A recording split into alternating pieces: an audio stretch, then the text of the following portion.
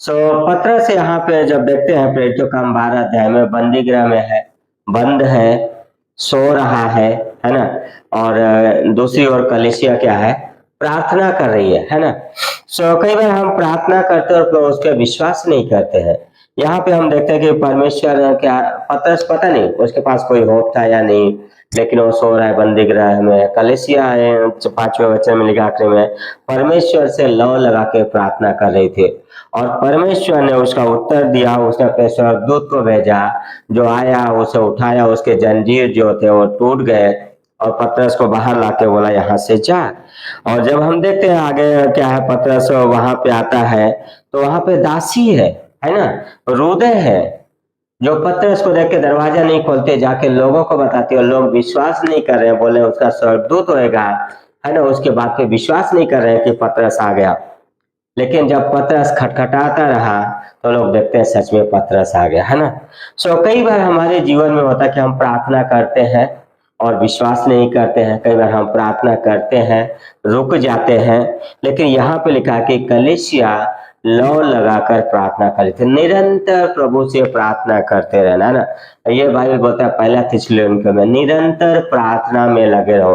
और प्रेरितों काम 12वें अध्याय से हम ये सीखते हैं कि कलीसिया जो लौ लगा के प्रार्थना करी थी, परमेश्वर ने उसका उत्तर दिया, अपने स्वर्गदूत को भेजा, पतरस की जंजीरें टूट गई और क्या है, वो आजाद हो गया, है ना।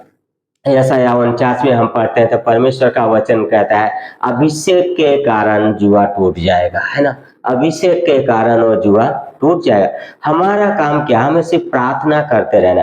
परमेश्वर हमें प्रार्थना करने के लिए बोलता है, ना कि चिंता करने के लिए। दूसरा इतिहास के 7वें अध्याय में परमेश्वर का वचन कहता है कि यदि मेरे लोग, मेरी प्रजा के लोग जो मेरे कहलाते हैं, वो मन फिराए और मुझसे प्रार्थना करें तो मैं उनकी सुन के क्या है, उनके जो देश है ज्यों का त्यों कर दूंगा।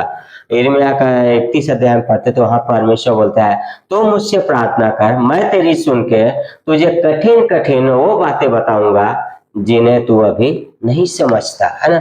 सो परमेश्वर का वचन हमेशा विश्वासी को प्रार्थना करने के लिए क्या करता है, प्रोत्साहित करता है।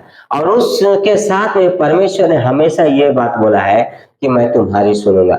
चाहे हम दूसरा इतिहास में पढ़े, चाहे हम यिर्मयाह में पढ़े, जहां भी प्रार्थना के बारे में कहा गया है वहां पे परमेश्वर ये भी बोलता है कि मैं उत्तर दूंगा। हाँ, चाहे हम हबक्कुक में पढ़े, हर जगह पे परमेश्वर ने उस प्रार्थना को सुनने के लिए गारंटी दिया है। ऐसा नहीं कि हम ब्लाइंड नहीं है कि हम प्रार्थना करें वो भूल जाए। परमेश्वर जब प्रार्थना करने की बात करता है तो ये भी बोलता है कि तुम्हारा उत्तर दिया जाएगा, है ना। चाहिए हम प्रार्थना में बने रहें, परमेश्वर में बने रहें और उसकी महिमा करते हैं। God bless you. धन्यवाद जुड़ने के लिए।